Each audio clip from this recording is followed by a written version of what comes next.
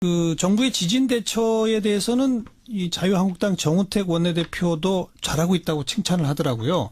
제가 최근에 정우택 원내대표가 정부가 한 일 중에 칭찬하는 건 처음 듣는데 저는 잘하고 있습니까? 잘하고 있죠. 네. 잘하고 있고 저 같은 경우는 이 대통령의 리더십 그리고 김부겸 총리가 현장에 급파되어서 장관이 갑자기 김부겸 네. 장관을 총리로 격상시키죠. 총리 되려나? 네, 현장에 급파되어서 예. 또 이게 수능을 연기해야 된다는 의견을 그러니까요. 뭐 신속하게 제시한 걸로 알려져 있는데요. 예. 이런 리더십 뭐 정치 같은 경우는 결국 선택하고 책임지는 건 아니겠습니까? 수능 연기라는 게 사실 쉽게 선택하기는 힘든 결정일 수 있습니다. 전국적인 맞아요. 뭐 학부모나 학생들의 반발을 불러일으킬 수도 있는데 어찌 보면 엄청난 결정이죠. 그렇죠. 사실 근데 그걸 뭐 전격적으로 했다는 거. 수능 때문에 우리 경찰들도 동원되고 나는 비행기도 멈추는데 네. 그 결정을 하고 과감히 책임지는 선택을 했다는 것에 대해서 칭찬을 하고 싶고요. 또 이번에 긴급 재난 문자가 굉장히 빨리 발송돼서 맞아요. 국민들의 칭찬을 받았는데 이 부분은 지난 9월 작년 9월에 경주 지진이 있을 당시에 재난 문자가 늦은 것으로 많은 사회적 문제가 예, 야기됐었습니다. 그때 황교안 전 총리가 이 기상청에서 바로 긴급 재난 문자를 발송되도록 예산 확보와 입법이 필요하다고 9월 20일에 지시를 했었는데요. 이게 전 정부에서 잘못된 부분을 어쨌든 황교안 전 총리가 좀 발전시키려고 노력한 부분 그리고 현 정부에서 문재인 대통령과 이 김부겸 장관 같은 이 리더들이 리더십을 발휘한 부분들이 잘 조화가 네, 돼서 네. 국민들에게 믿음직스러운 모습을 보여주고 있다고 생각됩니다. 그런데 지진 관련 예산 앞으로 더 늘려야 되는 거 아니냐. 큰 지진 더 빈발하는 거 아니냐 얘기가 나오는데 지금 예산안 나온 거 보니까 지난해보다 503억 원이 줄어들었대요. 이건 바로 잡아야 되지 않겠어요? 근데 사실을 먼저 바로 잡겠습니다. 예. 지금 그렇게 줄었다는 내용은 지진 관련 예산이 아니라 방제 및 안전 관련 전체 예산이 줄었다. 그 얘기고 아하. 지진 관련 예산은 18억 1,300만 원이 줄었는데요. 예, 요거에 대해서 이제 민주당이 오늘 당정 협의를 했습니다. 네. 그래서 그 당정 협의하면서 내진 보강에 380억을 증액하고 증액. 예, 그 외에 시스템 구축, 인프라 구축에 13억을 증액하겠다 이렇게 발표를 했고요. 근데 요 내진 보강 관련해서는 지금 이제 공공시설에 대한 내진 보강액이 380억 정도가 이제 1차로 필요하다고 합니다. 어허. 그런데 요 중에 중요한 게 초등학교, 중학교, 고등학교가 네. 내진 성능이 있는 교실이 학교가 24.3%밖에 안 된다고 합니다. 큰 문제입니다. 예, 그리고 이게 31,797개 학교 중에 7,738개니까 그 대다수 학교가 지진의 무방비 상태라 이제 우선적으로 초중고에 배정될 것으로 보이는데 이제 오히려 제가 부탁드리고 싶은 것은 정부에 이게 이번에 이제 서울시 교육청에서는 내진 보강 예산을 확정할 여력이 있는데 네. 지방 교육청이 그럴 여력이 없다고 합니다. 아. 예, 그래서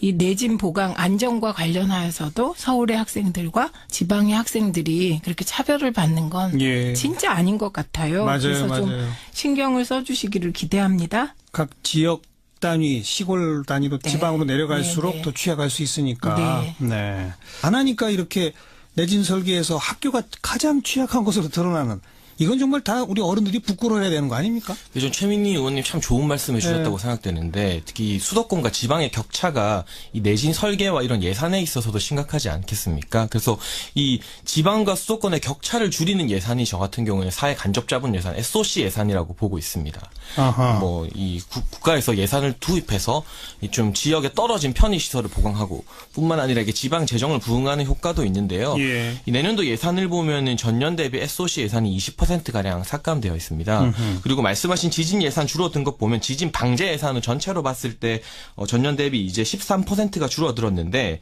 지진 인프라 구축에는 2.7% 예산이 늘었지만 조기 경보 체계 강화 뭐 이렇게 재난 문자 가는 이런 경보 체계 강화와 내진 보강 분야에서는 각각 36%와 14%씩 예산이 줄어든 채로 이제 정부안이 나왔습니다. 예. 이제 포항 지진이 이제 발생하고 여당과 야당 한 목소리로 이 삭감된 예산 늘려야 된다고 주장하고 있기 때문에 이 부분은 증액이 될 것으로 보여지는데 왜 이렇게 사고가 터져야만 다시 이런 증액 논의가 되는지 사고가 안 터졌으면 특히 이 내진 보강 분야에서 14%를 올해 대비 줄인 부분에 대해서는 정부에서 왜 이렇게 SOC 예산을 무리해서 좀 삭감했는지에 대해서는 아쉬운 부분이 있습니다. 자, 이제 곧바로 내년 예산안의 이제 최대 쟁점 부분입니다. 이제 결국 지금 정부 여당은 그 공무원들 채용을 좀 늘리고 그래서 정부가 일단 일자리를 좀 만들고 또 최저임금을 대폭 올리는데 거기에 그 충당이 안 되는 좀 소규모 기업들한테는 지원도 해야 되고 뭐 이런 돈들이 늘어나다 보니 SOC 예산은 좀 줄일 수밖에 없다. 이런 주장을 펴왔던 것이고 여기에 대해서 야당은 공무원 증원 등등 말이 안 된다. 오히려 SOC 예산 늘려야 된다. 지금 이렇게 지금 하고 있고 지금 방금 이제 장해찬 씨가 그런 그 바탕을 두고 공세를 펼치신 거예요. 최민희 전 의원은 어떻게 보세요? 이제 SOC 예산이라는 게 지방과 그 중앙의 재정의 균형을 이루려는 예산은 아니죠. 예, 그건 뭐 기초 인프라인데요. 거꾸로 지금 이제 생각해 보시면 해마다 예산안이 나오면 제일 비판받는 영역이 어디였냐? SOC였습니다. 그래서 이 SOC 예산이 무리하게 심지어 그 여당, 그러니까 그게 어떤 정권이든 여당의 실세 의원들이 네. 자기 지역에 무리하게 SOC 예산을 쪽지 예산으로 넣어서 늘 무리를 빚던 게 SOC 예산이거든요. 주로 이제 도로, 교량 뭐 이런 것들이 있었죠. 그렇죠. 근데 네. 그 도로 교량도 그게 이제 한 언론사에서 그때 파헤친 게 그 시골에 이제 지방에 도로를 쫙 구석구석 놨는데 네. 하루에 그 도로를 지나가는 차의 숫자가 10대도 안 되더라. 이런 예. 기사도 났었고. 예. 예, 그래서 그 이 SOC 예산에 대해서는 전면적 검토가 필요하다는 주장이 계속 제기됐었고요. 그리고 이제 결국 예산이라는 건 새 정부가 들어서면 새 정부가 국가를 어떻게 이끌겠다라는 것에 그 방향성이 예산으로 나타나는 거 아니겠습니까? 그렇죠. 그래서 새 정부는 사람 중심 일자리 예산을 표방하고 표를 얻어서 정권을 잡은 정부입니다. 네. 그러면 그 정부는 당연히 표를 주신 유권자의 뜻 그리고 정부가 가지고 있는 기본 방향에 따라 복지와 일자리 예산을 늘리는 것은 너무 당연한 거고요. 그다음에 이제 그 복지와 일자리 예산이라는 것이 중앙에 집중되느냐 아닙니다. 그래서 오히려 그 복지와 일자리 예산을 통해서 서울과 지방의 균형을 꾀할 수 있는 예. 장치들이 마련되어 있다. 이렇게 예. 말씀드립니다. 경찰 공무원, 소방 공무원 아무래도 그러니까 지방이 더 지방직이죠. 많이 부족하니까 예, 소방직은. 어떻게 드세요, 장해찬 씨? 저 같은 경우는 이제 SOC 예산 어떻게 쓰느냐가 결국 문제라고 보여지는데 우리가 연말마다 보도블록 교체하는 거 보면 아 연말이 왔구나 이렇게 직감하는 국민들이 많다고 하는데요. 아직도 그러나요, 근데? 뭐 많이 저희 동네도 보도블록도 교체하고 있더라고요. 그래요? 네. 어. 그런 부분에 있어서 쪽지 예산으로 실세 의원들이 자기 지역구 예산을 따가는 것은 문제가 있지만 결국 사회 인프라 아무래도 인프라를 보충하다 보면 상대적으로 인프라가 낙후된 지역 먼저 지방 먼저 혜택을 볼 수 있는 여지가 있는데 이 전체적인 예산이 전년 대비 7%가 늘었는데 SOC가 유독 20% 줄었다. 이 부분에 대해서는 전체 예산이 경감된 게 아님에도 불구하고 좀 형평성 문제에서 아쉬움이 있지 않나 하는 생각이 들고요. 그러니까 너무 많이 줄였다? 네, 그런 부분이 있어서 이번 지진 문제에서도 급하게 또 증액이 논의되고 있는 상황이고 지금 구체적으로는 공무원 증원이 이제 대선 전부터 예, 예. 논란이 되고 있는 것 같습니다. 그렇습니다. 야당에서도 뭐 자유한국당이나 국민의당 같은 경우에서도 17만 4천 명 공무원 증원하는 방향에 대해서 문제를 제기하고 있는데 저는 이 공무원을 증원하느냐 마느냐보다 국회 예산결산특별위원회가 지난 7일 정부에 이 17만 4천 명을 증원하면 30년 동안 필요한 예산이 얼마나 되느냐고 질의를 했습니다. 그러나 이때 답변이 추계를 하려면 6개월이 걸리기 때문에 당장 제출하기 어렵다는 정부 측 답변이 있었는데요. 정책을 추진하는 데 있어서 어느 정도 예산이 소요가 되는지 국회의 질의에 정부가 대답도 못하는 상태에서 이것을 먼저 추진하는 게 과연 맞는가.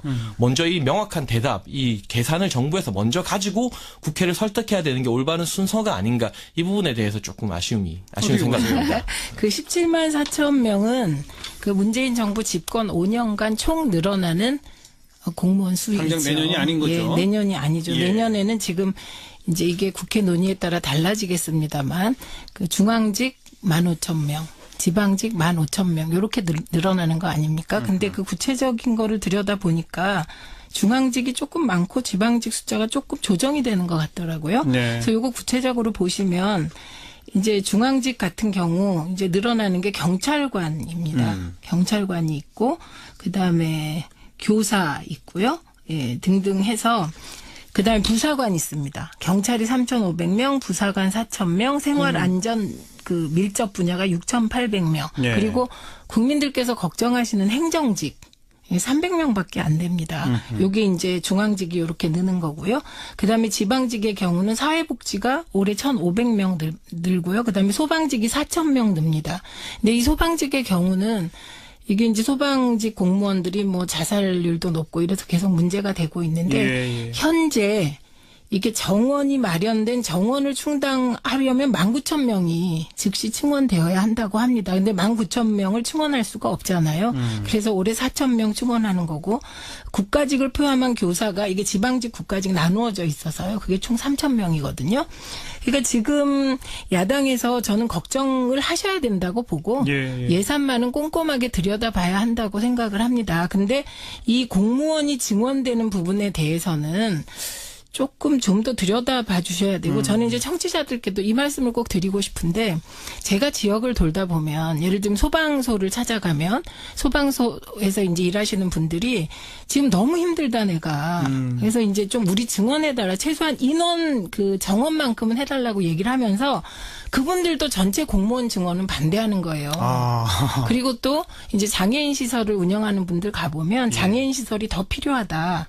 그런데 시설을 늘려달라고 하시면서 또 공무원 증원은 반대하시는 거예요. 그래서 제가 이제 설명을 드릴 때도 지금 정부가 늘리려고 하는 게 바로 당신 소방직 공무원을 늘리라는 거다. 또 이게 장애인 시설을 늘리면 당연히 사회 서비스 일자리가 늘어야 되잖아요. 이런 거 늘리려는 거다. 그래서 이제 조금 좀 더 들여다봐 주셨으면 좋겠습니다. 그러니까 국가 재정 걱정이 있을 수 있다. 그러나 꼭 필요한 분야니까 안 늘릴 수 없는 거 아니냐? 어떻게 보세요? 그렇죠. 말씀하신 것처럼 무조건 공무원을 절대 늘리면 안 된다 이런 거는 말이 안 되고요. 제가 앞서 지적했던 것도 이 국회의 질의에 정부가 예산에 대해서 답변을 못하는 어떤 준비성 부족에 대해서 제가 지적을 했지 무조건 늘리는 게 문제다는 건 아닌데 국민들에게도 이 공무원이 늘어났을 때 부담이 어느 정도고 이 세금 부담을 무릅쓰고라도 증원해야 되는가 좀 솔직하게 여야가 그리고 정부와 국회가 까놓고 알려드릴 필요가 있다고 보여지는데요. 2016년 공무원 연금 평균액이 1년에 2,900만 원입니다. 그러니까 한 사람의 공무원을 뽑게 되면 구급을 기준으로 했을 때 퇴직을 하고 나서 평균 월 250만 원의 연금을 수령하게 됩니다. 그리고 국회 예산정책처가 내년부터 5년간 이제 매년 3만 4천여 명씩 총 임기 내 17만 4천 명 공무원을 증원할 경우 30년 동안 327조의 예산이 소요된다는 추산을 내놨습니다. 327조. 네, 모두 구급을 뽑았을 때 기준으로 국회 예산정책처가 내놓았는데요. 정부에서는 이 예산안이 이제 부풀려졌다고 말했는데 어느 정도 부풀려졌고 얼마나 줄일 수 있는지에 대해서는 정확하게 대답을 안 하고 있습니다. 이런 좀 구체적인 수치를 가지고 우리가 국민들에게 이 정도 예산이 들고 이 정도 세금이 듭니다. 그럼에도 불구하고 증원을 할까요 말까요 이렇게 좀 까놓고 말해야지 어떤 수치나 숫자에 대해서 제대로 답변할 준비가 안 된 상태에서 일단 밀어붙이는 태도 어떤 준비성 부족에 대해서 저는 좀 아쉬운 준비성 부족에 대해서 한 말씀 하시면. 아니 근데 그거는 이제 일을 하다 보면 이제 정부에 들어가서 예산을 짜다 보면 그 예산이 우리가 이제 예를 들면 10억이 든다고 예측을 해도 그게 15억이 들 때가 있고 불용 예산이 생겨서 뭐 8억 9억이 들 때가 있습니다. 그렇죠. 그러니까 이제 정부가 6개월 정도 17만 4천 명에 대한 구체적인 예산 증가액을 짜려면 6개월이 필요하다. 이 말은 또 진실입니다. 사실이고. 그래서 지금 당장 6개월 정도의 용역 기간이 필요한 걸 왜 준비 안 하고 진행했냐. 이 말은 말로는 성립이 가능하지만 현실적으로 국가 예산은 예를 들면 짜서 진행을 해야 되고 국회에서 통과되는 날짜가 12월 2일이어야 되고 이게 정해져 있는 거거든요. 회계연도가. 그렇기 때문에 이번에 정부가 17만 4천 명에 대해서 다 니네가 예산을 6개월 용역하지 말고 짜서 내라. 그럼 그건 준비성 부족이라고 비판받는 걸 피하기 위해서 주먹구구 예산을 짜게 된다는 겁니다. 6개월 그래서 정도 해야 한다? 예, 오히려 그건 필요한 거고 이건 좀 장기적으로 정부가 해줬으면 좋겠고 알겠습니다. 오히려 올해 우리가 3만 명을 증원하는데 이것과 관련된 예산은 나와 있는 것이거든요. 그다음에 공무원 연금권 그 진짜 야당이 협조해 주시면 공무원 연금 개혁해야 되는 겁니다. 그리고 공무원 연금 개혁은 이명박 정부도 박근혜 정부도 하려고 했던 것이거든요. 이와 관련하여 군인 연금 개혁이 있습니다.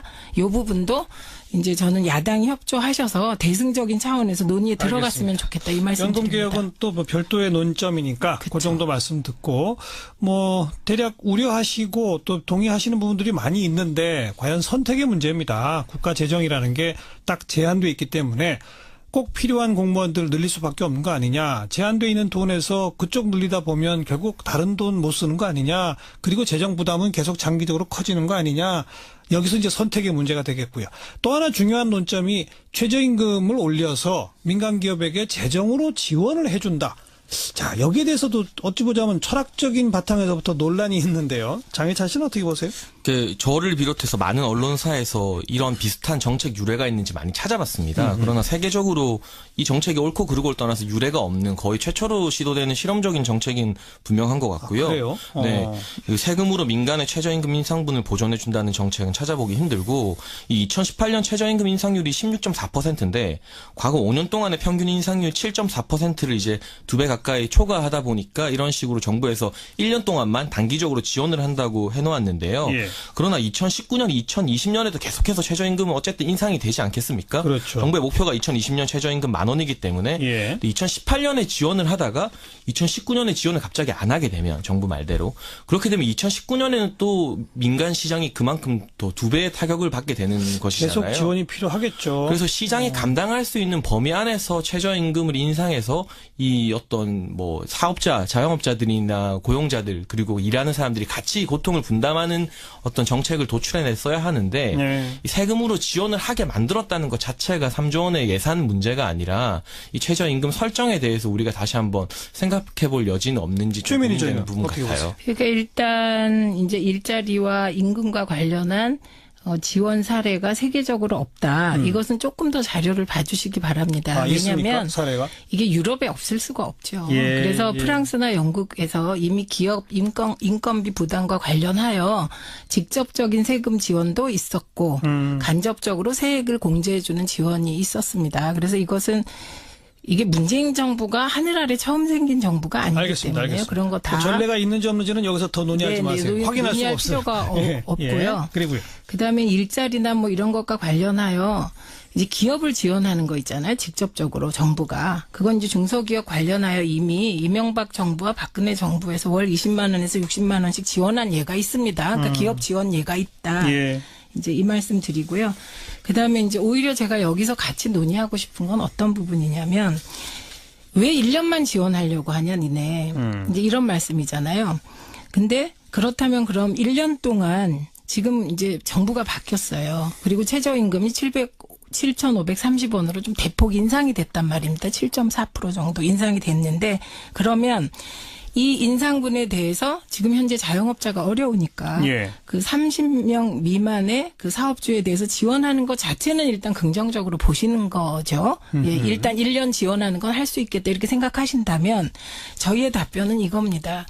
저희가 기대하는 최저임금 인상이라는 것은 최저임금이 인상되잖아요. 그럼 최저임금 인상의 혜택을 보는 사람들은 돈을 저금할 수 있는 사람들이 아닙니다. 네. 최저임금이 인상되면 소비 여력이 생긴다고 보는 겁니다. 소비가 확대된다. 예, 그럼 이제 그 소비 여력이 생기면 1차적으로 수혜를 받는 사람들이 누구냐? 지역의 자영업자세요. 예. 그래서 요거는 조금만 지자체에서 노력을 해서 예를 들면 그 성남시가 하고 있는 청년화폐라든지 이렇게 해서 지역 경제가 돌아가기 위한 노력이 조금만 가미되면 지역 화폐 같은 식으로. 예, 그 조금이라도 그건 이제 예고요. 예. 그렇다면 자영업이 조금 활성화되지 않겠냐는 기대를 가지고 1년 동안 마중물 개념으로 지원을 해보는 겁니다. 그래서 저희가 기대하는 것은 그렇게 이제 최저임금을 올리고 소비가 약간 늘어나고 자영업이 조금 활성화되면서 그런 어떤 선순환이 이루어지면 내년에는 지원 규모가 줄 것을 기대하는 거라. 예. 이거는 1년 동안 이제 이게 잘 운용되기를 기대하고 있는 것이고요. 예. 그리고 내년에 뭐 지원액이 제로일 거다 이런 말씀 못 드립니다. 그러나 그 지원의 폭이 줄어가길 기대하는 정책이다. 이 말씀 드립니다. 김동연 부총리도 그런 표현을 썼어요. 네. 내년은 좀 상황을 봐서 결정할 네, 수밖에 네, 없다 네, 이런 그 식으로. 얘기입니다. 어떠세요? 말씀해 주신 게 소득주도 성장론 이제 설명해 주신 것 그렇습니다. 같은데요. 그렇죠. 예. 네.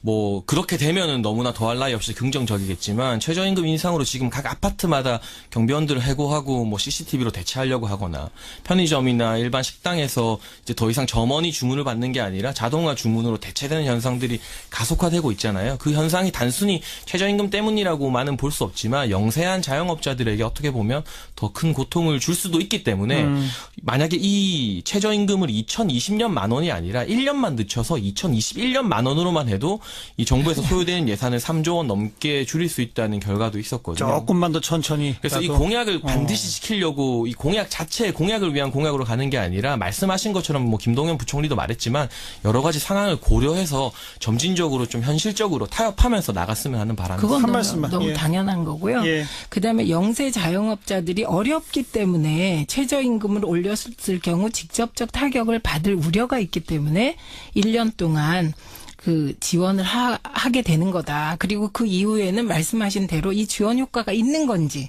최저임금이 소득주도 성장에 아주 작은 효과라도 있는 건지는 그건 이제 시행해 보고 그때 가서 알겠습니다. 판단해야 될 것 같습니다. 자, 내년도 예산안에 관해서 공무원 증원 문제, 최저임금 문제, 그리고 SOC 예산 문제 이렇게 세 가지 쟁점 서로 다른 입장을 좀 들어봤고요. 한 2분 남았습니다만 제가 왜 잠깐 여기서 토론을 마무리 지으려고 하냐면 오늘이 11월 20일인데 예산안 법정 통과 시한이 12월 2일이에요. 그리고 제가 지금 수십 년 한국 정치를 보면요.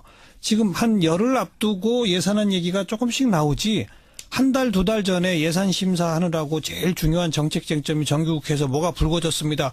이런 적을 못 봤거든요. 어떻게 이거 좀 시스템 고칠 방법 없을까요? 어떻게 생각하세요? 짧게 한 말씀씩만. 하실래요? 장혜찬 씨. 네, 저 같은 경우는 우리가 지난 한 달 가까이 그리고 또 지난 몇 개월 가까이 청문회에 굉장히 많은 에너지를 소모했잖아요. 우리 정치가. 저 같은 경우는 뭐 청문회도 중요하지만 첫 정부가 들어서서 장관을 세우고 내각을 세우는데 거기에 너무 과몰입했던 것은 아닌가 정치권이. 그러할 시간에 좀 첫 내각 같은 경우는 쿨하게 인정할 건 인정해주고 말씀하신 것처럼 예산이나 이런 공공의 문제들 SOC 예산 이런 거 정책으로 좀 다투고 국민들에게 설명해야 될 충분한 시간이 필요하지 않았나. 그 부분에 대해서 우리가 너무 정쟁적인 데만 에너지를 많이 소모하고 정책은 외면하고 있는 현상이 아직도 계속되고 있다. 그래서 국회가 신뢰를 못 받는 건 아닌가 이런 아쉬움이 정부가 강하게 주된 책임이 있다 그런 면에서는 그렇게 보신다. 국회가 국회 그렇죠. 전체가. 네네. 정현희 전 의원. 근데 그게 이제 언론이 보도하는 걸 보면 그 말이 맞습니다. 그런데 국회라는 게 300명의 국회의원이 있는 것이거든요. 그래서 청문회에 나가는 의원은 뭐 그 토탈 해봐야 뭐 한 3, 40명밖에 예, 안 돼요. 예. 그래서 국회는 동시다발로 많은 일을 하는데 그게 이제 우리 사회가 주목하는 포인트가 어떤 시기에는 청문회고 어떤 시기에는 국감이고 어떤 시기에는 법안이고 어떤 시기엔 예산인 거거든요. 그리고 예결위가 있기 때문에 예결위는 이미 가동되고 있었던 것이지요. 그래서 국회가 동시다발적으로 일하고 있다 이 말씀 드리고 다만 예산과 관련하여 12월 2일이 지나면 정부 예산안이 상정돼요. 자동 상정으로. 예, 가죠. 그렇게 되면 예. 정부 안으로 할 거냐 말 거냐만 결정됩니다. 그러니까요. 그렇기 때문에 또 짧은 기간 같지만 앞으로 남은 한 12일 동안 또 국회가 한번 했다 하면 엄청 부지런하게 하기 때문에 이렇게 논의를 잘해서 결정하지 않을까요? 역시 전직 의원님답게 또 뭐 그럴 수밖에 없겠습니다만 국민의 눈높이에서 볼 때는 국회가 조금 더 노력해서 정부 예산안을 나중에 보면 결국 한 1% 왔다 갔다 하는 걸로 말던데 한 10% 15% 정도는 왔다 갔다 하게 하는 그런 국회 좀 기대하고 있다는 말씀 드려보도록 하겠습니다.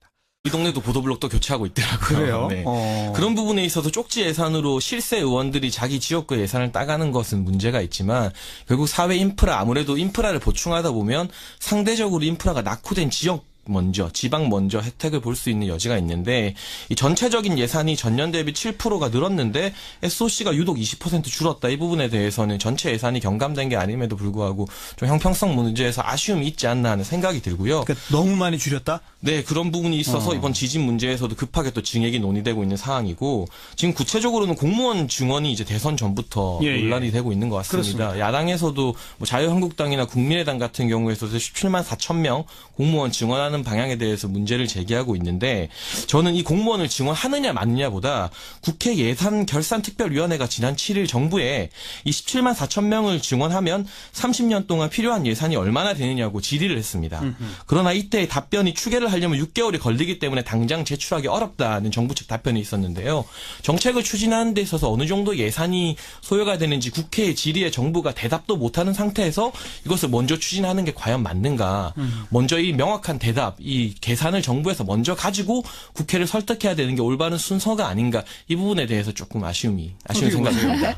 그 17만 4천 명은 그 문재인 정부 집권 5년간 총 늘어나는 공무원 수이죠. 당장 내년이 아닌 거죠? 예, 내년이 아니죠. 예. 내년에는 지금 이제 이게 국회 논의에 따라 달라지겠습니다만 그 중앙직 15,000명, 지방직 15,000명 이렇게 늘어나는 거 아닙니까? 근데 그 구체적인 거를 들여다 보니까 중앙직이 조금 많고 지방직 숫자가 조금 조정이 되는 것 같더라고요. 네. 그래서 이거 구체적으로 보시면 이제 중앙직 같은 경우 이제 늘어나는 게 경찰관입니다. 경찰관이 있고 그다음에 교사 있고요. 예, 등등 해서 그다음에 부사관 있습니다. 경찰이 3,500명, 부사관 4,000명, 생활안전 그 밀접 분야가 6,800명. 예. 그리고 국민들께서 걱정하시는 행정직 300명밖에 안 됩니다. 요게 이제 중앙직이 이렇게 느는 거고요. 그다음에 지방직의 경우는 사회복지가 올해 1,500명 늘고요. 그다음에 소방직이 4,000명 늡니다.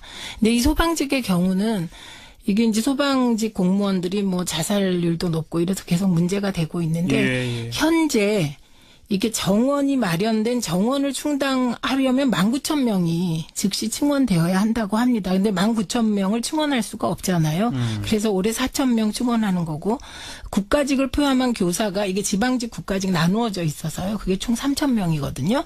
그러니까 지금 야당에서 저는 걱정을 하셔야 된다고 보고 예산만은 꼼꼼하게 들여다봐야 한다고 생각을 합니다. 근데 이 공무원이 증원되는 부분에 대해서는 조금 좀 더 들여다봐 주셔야 되고 저는 이제 청취자들께도 이 말씀을 꼭 드리고 싶은데 제가 지역을 돌다 보면 예를 들면 소방서를 찾아가면 소방서에서 이제 일하시는 분들이 지금 너무 힘들다 내가 그래서 이제 좀 우리 증원해달라 최소한 인원 그 정원만큼은 해달라고 얘기를 하면서 그분들도 전체 공무원 증원은 반대하는 거예요.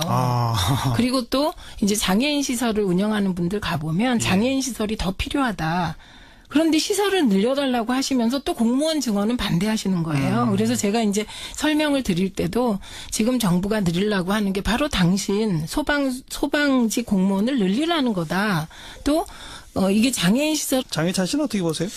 저를 비롯해서 많은 언론사에서 이런 비슷한 정책 유례가 있는지 많이 찾아봤습니다. 그러나 세계적으로 이 정책이 옳고 그르고를 떠나서 유례가 없는 거의 최초로 시도되는 실험적인 정책인 분명한 것 같고요. 그래요? 네, 세금으로 민간의 최저임금 인상분을 보전해준다는 정책은 찾아보기 힘들고 이 2018년 최저임금 인상률이 16.4%인데 과거 5년 동안의 평균 인상률 7.4%를 이제 2배 가까이 초과하다 보니까 이런 식으로 정부에서 1년 동안만 단기적으로 지원을 한다고 해놓았는데요. 예. 그러나 2019년, 2020년에도 계속해서 최저임금은 어쨌든 인상이 되지 않겠습니까? 그렇죠. 정부의 목표가 2020년 최저임금 10,000원이기 때문에 예. 2018년에 지원을 하다가 2019년에 지원을 갑자기 안 하게 되면 정부 말대로 그렇게 되면 2019년에는 또 민간 시장이 그만큼 또 2배의 타격을 받게 되는 것이잖아요. 계속 지원이 필요하겠죠. 그래서 시장이 감당할 수 있는 범위 안에서 최저임금을 인상해서 이 어떤 뭐 사업자, 자영업자들이나 고용자들 그리고 일하는 사람들이 같이 고통을 분담하는 어떤 정책을 도출해냈어야 하는데 네. 이 세금으로 지원을 하게 만들었다는 것 자체가 3조 원의 예산 문제가 아니라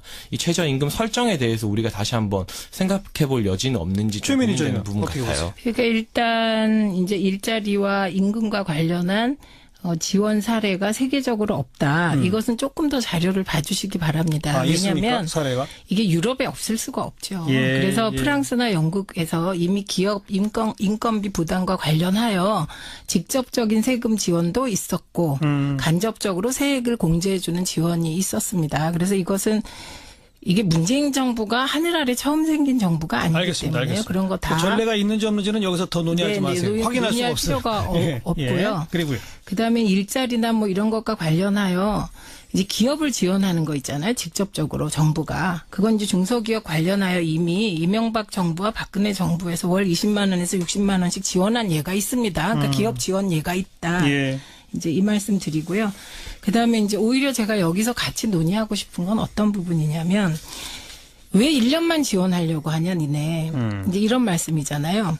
근데 그렇다면 그럼 1년 동안 지금 이제 정부가 바뀌었어요. 그리고 최저임금이 7,530원으로 좀 대폭 인상이 됐단 말입니다. 7.4% 정도 인상이 됐는데 그러면 이 인상분에 대해서 지금 현재 자영업자가 어려우니까 예. 그 30명 미만의 그 사업주에 대해서 지원하는 것 자체는 일단 긍정적으로 보시는 거죠. 예, 일단 1년 지원하는 건 할 수 있겠다 이렇게 생각하신다면 저희의 답변은 이겁니다. 저희가 기대하는 최저임금 인상이라는 것은 최저임금이 인상되잖아요. 그럼 최저임금 인상의 혜택을 보는 사람들은 돈을 저금할 수 있는 사람들이 아닙니다. 네. 최저임금이 인상되면 소비 여력이 생긴다고 보는 겁니다. 소비가 확대된다. 예, 그럼 이제 그 소비 여력이 생기면 1차적으로 수혜를 받는 사람들이 누구냐? 지역의 자영업자세요. 예. 그래서 요거는 조금만 지자체에서 노력을 해서 예를 들면 그 성남시가 하고 있는 청년화폐라든지 이렇게 해서 지역 경제가 돌아가기 위한 노력이 조금만 가미되면 지역 화폐 같은 식으로. 예, 그 조금이라도 그건 이제 예고요. 예. 그렇다면 자영업이 조금 활성화되지 않겠냐는 기대를 가지고 1년 동안 마중물 개념으로 지원을 해보는 겁니다. 그래서 저희가 기대하는 것은 그렇게 이제 최저임금을 올리고 소비가 약간 늘어나고 자영업이 조금 활성화되면서 그런 어떤 선순환이 이루어지면 내년에는 지원 규모가 그 정부의 지진 대처에 대해서는 이 자유한국당 정우택 원내대표도 잘하고 있다고 칭찬을 하더라고요. 제가 최근에 정우택 원내대표가 정부가 한 일 중에 칭찬하는 건 처음 들은 대처는 잘하고 있습니까? 잘하고 있죠. 네. 잘하고 있고 저 같은 경우는 이 대통령의 리더십 그리고 김부겸 총리가 현장에 급파되어서 장관이 갑자기 김부겸 네. 장관을 총리로 격상시키죠. 총리 되려나? 네, 현장에 급파되어서 예. 또 이게 수능을 연기해야 된다는 의견을 그러니까요. 뭐 신속하게 제시한 걸로 알려져 있는데요. 예. 이런 리더십 정치 같은 경우는 결국 선택하고 책임지는 건 아니겠습니까? 수능 연기라는 게 사실 쉽게 선택하기는 힘든 결정일 수 있습니다. 전국적인 맞아요. 학부모나 학생들의 반발을 불러일으킬 수도 있는데 어찌 보면 엄청난 결정이죠. 그렇죠. 사실 근데 그걸 전격적으로 했다는 거. 수능 때문에 우리 경찰들도 동원되고 나는 비행기도 멈추는데 네. 그 결정을 하고 과감히 책임지는 선택을 했다는 것에 대해서 칭찬을 하고 싶고요. 또 이번에 긴급 재난 문자가 굉장히 빨리 발송돼서 국민들의 맞아요. 칭찬을 받았는데 이 부분은 지난 9월 작년 9월에 경주 지진이 있을 당시에 재난 문자가 늦은 것으로 많은 사회적 문제가 예, 야기됐었습니다. 그때 황교안 전 총리가 이 기상청에서 바로 긴급 재난 문자를 발송되도록 예산 확보와 입법이 필요하다고 9월 20일에 지시를 했었는데요. 이게 전 정부에서 잘못된 부분을 어쨌든 황교안 전 총리가 좀 발전시키려고 노력한 부분 그리고 현 정부에서 문재인 대통령과 이 김부겸 장관 같은 이 리더들이 리더십을 발휘한 부분들이 잘 조화가 네, 돼서 네. 국민들에게 믿음직스러운 모습을 보여주고 있다고 생각됩니다. 그런데 지진 관련 예산 앞으로 더 늘려야 되는 거 아니냐. 큰 지진도 빈발하는 거 아니냐 얘기가 나오는데 지금 예산안 나온 거 보니까 지난해보다 503억 원이 줄어들었대요. 이건 바로 잡아야 되지 않겠어요? 근데 사실을 먼저 바로 잡겠습니다. 예. 지금 그렇게 줄었다는 내용은 지진 관련 예산이 아니라 방재 및 안전 관련 전체 예산이 줄었다. 그 얘기고 아하. 지진 관련 예산은 18억 1,300만 원이 줄었는데요.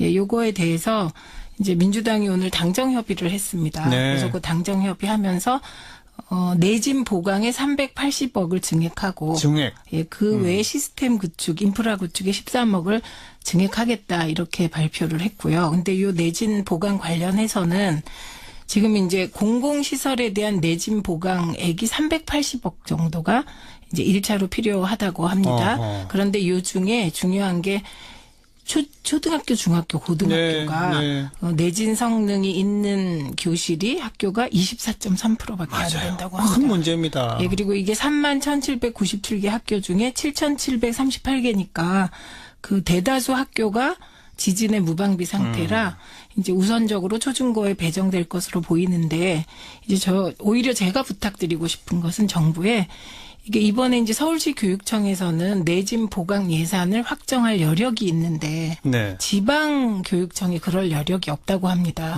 예, 그래서 이 내진 보강 안전과 관련하여서도 서울의 학생들과 지방의 학생들이 그렇게 차별을 받는 건 예. 진짜 아닌 것 같아요. 맞아요, 그래서 좀 맞아요. 신경을 써주시기를 기대합니다. 각 지역 단위, 시골 단위로 네. 지방으로 내려갈수록 네. 더 취약할 수 있으니까. 네. 네. 안 하니까 이렇게 내진 설계에서 학교가 가장 취약한 것으로 드러나는 이건 정말 다 우리 어른들이 부끄러워해야 되는 거 아닙니까? 요즘 최민희 의원님 참 좋은 말씀 해주셨다고 생각되는데 특히 수도권과 지방의 격차가 이 내진 설계와 이런 예산에 있어서도 심각하지 않겠습니까? 그래서 를 늘리면 당연히 사회 서비스 일자리가 늘어야 되잖아요. 이런 거 늘리려는 거다. 예. 그래서 이제 좀 더 들여다봐 주셨으면 좋겠습니다. 그러니까 국가 재정 걱정이 있을 수 있다. 그러나 네, 꼭 네. 필요한 분야니까 안 늘릴 수 없는 거 아니냐? 어떻게 보세요? 그렇죠. 말씀하신 것처럼 무조건 공무원을 절대 늘리면 안 된다 이런 거는 말이 안 되고요. 제가 앞서 지적했던 것도 이 국회의 질의에 정부가 예산에 대해서 답변을 못하는 어떤 준비성 부족에 대해서 제가 지적을 했지 무조건 늘리는 게 문제다는 건 아닌데 국민들에게도 이 공무원이 늘어났을 때 부담이 어느 정도고 이 세금 부담을 무릅쓰고라도 증원해야 되는가 좀 솔직하게 여야가 그리고 정부와 국회가 까놓고 알려드릴 필요가 있다고 보여지는데요. 네. 2016년 공무원 연금 평균액이 1년에 2,900만 원입니다. 그러니까 한 사람의 공무원을 뽑게 되면 9급을 기준으로 했을 때 퇴직을 하고 나서 평균 월 250만 원의 연금을 수령하게 됩니다. 그리고 국회 예산정책처가 내년부터 5년간 이제 매년 3만 4천여 명씩 총 임기 내 17만 4천 명 공무원을 증원할 경우 30년 동안 327조의 예산이 소요된다는 추산을 내놨습니다. 327조. 네, 모두 9급을 뽑았을 때 기준으로 국회 예. 예산정책처가 내놓았는데요. 예. 정부에서는 이 예산안이 이제 부풀려졌다고 말했는데 어느 정도 부풀려졌고 얼마나 줄일 수 있는지에 대해서는 정확하게 대답을 안 하고 있습니다. 이런 좀 구체적인 수치를 가지고 우리가 국민들에게 이 정도 예산이 들고 이 정도 세금이 듭니다. 그럼에도 불구하고 증원을 할까요 말까요 이렇게 좀 까놓고 말해야지 어떤 수치나 숫자에 대해서 제대로 답변할 준비가 안 된 상태에서 일단 밀어붙이는 태도 어떤 준비성 부족에 대해서 저는 좀 아쉬운 준비성 부분이 부족에 대해서 한 있다는 말씀 거죠. 하시면. 아니, 근데 그거는 이제 일을 하다 보면 이제 정부에 들어가서 예산을 짜다 보면 그 예산이 우리가 이제 예를 들면 10억이 든다고 예측을 해도 그게 15억이 들 때가 있고 불용 예산이 생겨서 뭐 8억 9억이 들 때가 있습니다. 그렇죠. 그러니까 이제 정부가 6개월 정도 17만 4천 명에 대한 구체적인 예산 증가액을 짜려면 6개월이 필요하다. 이 말은 또 진실입니다. 사실이고. 그래서 지금 당장 6개월 정도의 용역 기간이 필요한 걸 왜 준비 안 하고 진행했냐. 이 말은 말로는 성립이 가능하지만 현실적으로 국가 예산은 예를 들면 짜서 진행을 해야 되고 국회에서 통과되는 날짜가 12월 2일이어야 되고 이게 정해져 있는 거거든요. 예, 예. 회계년도가. 예. 그렇기 때문에 이번에 정부가 17만 4천 명에 대해서 다 니네가 예산을 6개월 용역하지 말고 짜서 내라. 그럼 그건 준비성 부족이라고 비판받는 걸 피하기 위해서 주먹구구 예산을 짜게 된다는 겁니다. 6개월 정도 해야 한다. 예, 오히려 그건 필요한 거고 이건 좀 장기적으로 정부가 해줬으면 좋겠고 알겠습니다. 오히려 올해 우리가 3만 명을 증원하는데 요것과 관련된 예산은 나와 있는 것이거든요. 그다음에 공무원 연금권 그 진짜 야당이 협조해 주시면 공무원 연금 개혁해야 되는 겁니다. 그리고 네. 공무원 연금 개혁은 이명박 정부도 박근혜 정부도 하려고 했던 것이거든요. 이와 관련하여 군인 연금 개혁이 있습니다. 이 부분도 이제 저는 야당이 협조하셔서 대승적인 차원에서 논의에 들어갔으면 알겠습니다. 좋겠다 이 말씀 연금 드립니다. 개혁은 또 뭐 별도의 논점이니까 그 정도 말씀 듣고 뭐 대략 우려하시고 또 동의하시는 부분들이 많이 있는데 과연 선택의 문제입니다. 국가 재정이라는 게 딱 제한돼 있기 때문에 꼭 필요한 공무원들을 늘릴 수밖에 없는 거 아니냐. 제한돼 있는 돈에서 그쪽 늘리다 보면 결국 다른 돈 못 쓰는 거 아니냐. 그리고 재정 부담은 계속 장기적으로 커지는 거 아니냐. 여기서 이제 선택의 문제가 되겠고요. 또 하나 중요한 논점이 최저임금을 올려서 민간 기업에게 재정으로 지원을 해준다. 자, 여기에 대해서도 어찌 보자면 철학적인 바탕에서부터 논란이 있는데요. 지방과 수도권의 격차를 줄이는 예산이 저 같은 경우에 사회 간접자본 예산, SOC 예산이라고 보고 있습니다. 아하. 뭐 이 국가에서 예산을 투입해서 이 좀 지역에 떨어진 편의 시설을 보강하고 뿐만 아니라 이게 지방 재정을 부응하는 효과도 있는데요. 예. 이 내년도 예산을 보면은 전년 대비 SOC 예산이 20% 가량 삭감되어 있습니다. 그리고 말씀하신 지진 예산 줄어든 것 보면 지진 방제 예산은 전체로 봤을 때 전년 대비 이제 13%가 줄어들었는데 지진 인프라 구축에는 2.7% 예산이 늘었지만 조기 경보 체계 강화, 뭐 이렇게 재난 문자 가는 이런 경보 체계 강화와 내진 보강 분야에서는 각각 36%와 14%씩 예산이 줄어든 채로 이제 정부안이 나왔습니다. 예, 예. 이제 포항 지진이 이제 발생하고 여당과 야당 한 목소리로 이 삭감된 예산 늘려야 된다고 주장하고 있기 때문에 이 부분은 증액이 될 것으로 보여지는데 왜 이렇게 사고가 터져야만 다시 이런 증액 논의가 되는지 사고가 안 터졌으면 특히 이 내진 보강 분야에서 14%를 올해 대비 줄인 부분에 대해서는 정부에서 왜 이렇게 SOC 예산을 무리해서 좀 삭감했는지에 대해서는 아쉬운 부분이 있습니다. 자, 이제 곧바로 내년 예산안의 이제 최대 쟁점 부분입니다. 이제 결국 지금 정부 여당은 그 공무원들 채용을 좀 늘리고 그래서 정부가 일단 일자리를 좀 만들고 또 최저임금을 대폭 올리는데 거기에 그 충당이 안 되는 좀 소규모 기업들한테는 지원도 해야 되고 뭐 이런 돈들이 늘어나다 보니 SOC 예산은 좀 줄일 수밖에 없다. 이런 주장을 펴왔던 것이고 여기에 대해서 야당은 공무원 중원 등등 말이 안 된다. 오히려 SOC 예산 늘려야 된다. 지금 이렇게 지금 하고 있고 지금 방금 이제 장해찬 씨가 그런 그 바탕을 두고 공세를 펼치신 거예요. 최민희 전 의원은 어떻게 보세요? 이제 SOC 예산이라는 게 지방과 그 중앙의 재정의 균형을 이루려는 예산은 아니죠. 예, 그건 뭐 기초 인프라인데요. 거꾸로 지금 이제 생각해 보시면 해마다 예산안이 나오면 제일 비판받는 영역이 어디였냐? SOC였습니다. 그래서 이 SOC 예산이 무리하게 심지어 그 여당, 그러니까 그게 어떤 정권이든 여당의 실세 의원들이 네. 자기 지역에 무리하게 SOC 예산을 쪽지 예산으로 넣어서 늘 무리를 빚던 게 SOC 예산이거든요. 주로 이제 도로, 교량 뭐 이런 것들이 있었죠. 그렇죠. 근데 네. 그 도로 교량도 그게 이제 한 언론사에서 그때 파헤친 게 그 시골에 이제 지방에 도로를 쫙 구석구석 놨는데 네. 하루에 그 도로를 지나가는 차의 숫자가 10대도 안 되더라. 이런 예. 기사도 났었고. 예. 예, 그래서 그 이 SOC 예산에 대해서는 전면적 검토가 필요하다는 주장이 계속 제기됐었고요. 그리고 이제 결국 예산이라는 건 새 정부가 들어서면 새 정부가 국가를 어떻게 이끌겠다라는 것에 그 방향성이 예산으로 나타나는 거 아니겠습니까? 그렇죠. 그래서 새 정부는 사람 중심 일자리 예산을 표방하고 표를 얻어서 정권을 잡은 정부입니다. 네. 그러면 그 정부는 당연히 표를 주신 유권자의 뜻 그리고 정부가 가지고 있는 기본 방향에 따라 복지와 일자리 예산을 늘리는 것은 너무 당연한 거고요. 그다음에 이제 그 복지와 일자리 예산이라는 것이 중앙에 집중되느냐? 아닙니다. 그래서 오히려 그 복지와 일자리 예산을 통해서 서울과 지방의 균형을 꾀할 수 있는 예. 장치들이 마련되어 있다. 이렇게 예. 말씀드립니다. 경찰 공무원, 소방 공무원 아무래도 다 지방이 더 지방직이죠. 많이 부족하니까 예, 소방직은. 어떻게 되세요? 장해찬 씨? 저 같은 경우는 이제 SOC 예산 어떻게 쓰느냐가 결국 문제라고 보여지는데 우리가 연말마다 보도블록 교체하는 거 보면 아 연말이 왔구나 이렇게 직감하는 국민들이 많다고 하는데요. 아직도 그러나요, 근데? 뭐 많이